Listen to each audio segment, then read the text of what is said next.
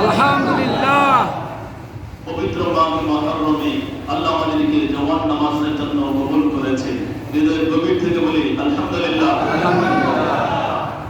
আল্লাহর মসজিদে এসে আল্লাহর হাবিব সাল্লাল্লাহু আলাইহি ওয়াসাল্লামের প্রতি দুরূদ শরীফ পড়লাম। এই দুরূদ শরীফ পড়লে আল্লাহ পাক বান্দার আমলনামা থেকে 10টা গুনাহ মাফ করে দেয়। সুবহানাল্লাহ। বান্দার 10টা মর্যাদা বৃদ্ধি করে দেয়। সুবহানাল্লাহ। এইভাবে দুরূদ শরীফ পড়লে আল্লাহ পাক বান্দার জীবন থেকে যাবতীয় বিপদ আপদ বালা মুসিবতগুলো দূর করে দেয়। সুবহানাল্লাহ। কেমন বরকতের নবী, সেই নবীর আমলে বাইতের বরকত আল্লাহর দরবারে অনেক বেশি। আল্লাহ কোরআনে বলেছেন তিবিয়ানান কুল্লা শাইইন, আমি প্রত্যেকটা বিষয়কে পুঙ্খানুপুঙ্খভাবে কোরআনে বিশ্লেষণ করেছি। সুবহানাল্লাহ। তৎকালীন সময়ে এক বাচ্চা, তার কোনো সন্তান হয় না। তিনি বৃদ্ধ বয়সে চিন্তা করলেন, যদি আমার একটা সন্তান হয়, এই পৃথিবীতে যা কিছু রয়েছে আমি সব কিছু দিয়ে আমার সন্তানটাকে বিবাহ দেব। সুবহানাল্লাহ। বৃদ্ধ বয়স, তার কোনো কিছু সময় সম্পদ অভাব নাই, কিন্তু সন্তান নাই। সন্তানের কারণে মনটা অনেক কষ্ট। আল্লাহর দরবারে প্রার্থনা করলেন, আল্লাহ যদি একটা সন্তান দাও, পৃথিবীতে যা কিছু আছে সব কিছু দিয়ে আমি আমার সন্তানটাকে কি দেব? বিবাহ দেব। এই চিন্তা করলেন। আল্লাহ পাক তো সন্তান দিয়ে দিলেন। সন্তান দেওয়ার পরে সন্তান যখন প্রাপ্ত বয়স্ক হলো, এখন বিবাহ দিতে কন্ডিশন কি? পৃথিবীতে যা কিছু আছে সব কিছু দিতে হবে, ঠিক না? এখন চিন্তিত হয়ে পড়লেন, আমি সব কিছু কিভাবে দিব? ওই সময় প্রয়োজন ছিল সন্তানের। আমি বললাম সবকিছু দিয়ে দিব, কিন্তু এখন তো সন্তান উপযুক্ত হয়েছে, পৃথিবীর সবকিছু আমি কিভাবে গুছাবো, কিভাবে দিব? টেনশনে পড়ে গেলেন। তৎকালীন সময়ে 400 আলেম দাওয়াত দিলেন একটা সমাধান পাওয়ার জন্য।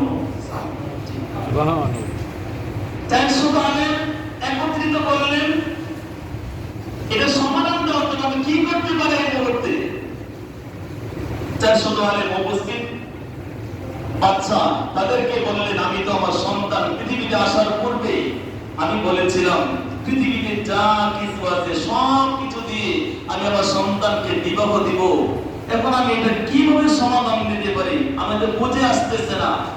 400 আলেমের মধ্যে প্রত্যেকেই ব্যর্থ। বলতেছেন, আমরা একজন এটা সমাধান দিতে পারবো না। এই জামানার যুগ শ্রেষ্ঠ যিনি আলেম আছেন, তাকে যদি দাওয়াত দিতেন, তাকে মজলিসের মধ্যে দাওয়াত করা হয় নাই, যদি তাকে দাওয়াত দিতেন, তিনি হয়তো সমাধানটা দিতে পারতেন। সুবহানাল্লাহ। বাচ্চা নামদার 400 আলেমের যিনি নেতৃত্ব দিচ্ছেন, তাকে প্রশ্ন করলেন, কোন সেই আলেম যিনি বাদ পড়ে গেলেন, তাকে দাওয়াত করা হয় নাই, যিনি হয়তো সমাধান দিতে পারেন, আমি এই পরিস্থিতিতে কি করতে পারি? তখন 400 আলেমের মধ্যে যিনি প্রধান ভূমিকা পালন করতেছিলেন, তিনি সাইয়েদনা ইমাম আযম আবু হানিফা রাহমাতুল্লাহ আলাইহির নামটা বলে দিলেন। সুবহানাল্লাহ। ইমাম আযম আবু হানিফা রাহমাতুল্লাহ আলাইহিকে ডাকা হলো, দাওয়াত করা হলো।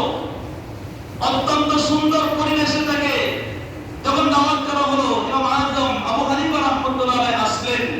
আসার পরে বাদশা নামদার বললেন, হুজুর, আমি আমার সন্তান পৃথিবীতে আসে না, আমি বয়োবৃদ্ধ হয়ে গিয়েছি, আল্লাহর কাছে আবেদন করেছিলাম, ইয়া আল্লাহ, এই বয়স্ক অবস্থায় যদি তুমি আমাকে একটা সন্তান দাও, ওই সন্তানটাকে পৃথিবীর যা কিছু আছে সব কিছু দিয়ে বিবাহ দিব।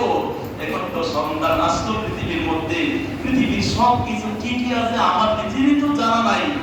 আমরা কি জানি পৃথিবীতে কোন প্রান্তে কি কি আছে মূল্যবান জিনিস? আমরা হজ করতে সৌদি আরব গেলাম, সেখানে যাওয়ার পরে কত নতুন ফলের আবিষ্কার হলো। বাংলাদেশে যেগুলো নেই সেখানে সেগুলো পাইলাম, অন্যান্য দেশে আরো থাকতে পারে। তদ্র পৃথিবীর কোন প্রান্তে কি আছে এগুলো আমরা জানি না। বাচ্চা নামদার বললেন, আমি তো কন্ডিশন দিয়েছিলাম, আল্লাহর কাছে ওয়াদা করেছিলাম, এখন আমি সবকিছু যদি বিবাহ দিব, সবকিছু দিয়ে আমি যেটা সমাধান পাচ্ছি না, 400 আলেমকে একত্রিত করলাম, তারাও সমাধান দিতে পারে। আপনার কথা হলো হুজুর, এটা সমাধান কি হবে? সাইয়েদনা ইমাম আযম আবু হানিফা রাহমাতুল্লাহ আলাইহি বললেন, হে বাচ্চা, তুমি তোমার মেয়ের বিবাহের মধ্যে তুমি একটা কোরআনুল কারীম দিয়ে দাও। জোরে বলে সুবহানাল্লাহ। কারণ কোরআনুল কারীম এমন একটা বস্তু, এমন একটা জিনিস, আল্লাহ পাকের পক্ষ থেকে আমাদের জন্য স্পেশাল গিফট এসেছে। এটার মধ্যে আল্লাহ পাক বলেছেন, পুঙ্খানুপুঙ্খভাবে আমি সব কিছু বিবরণ দিয়েছি, কোনো কিছু এর মধ্যে বাদ নাই। জোরে বলে সুবহানাল্লাহ।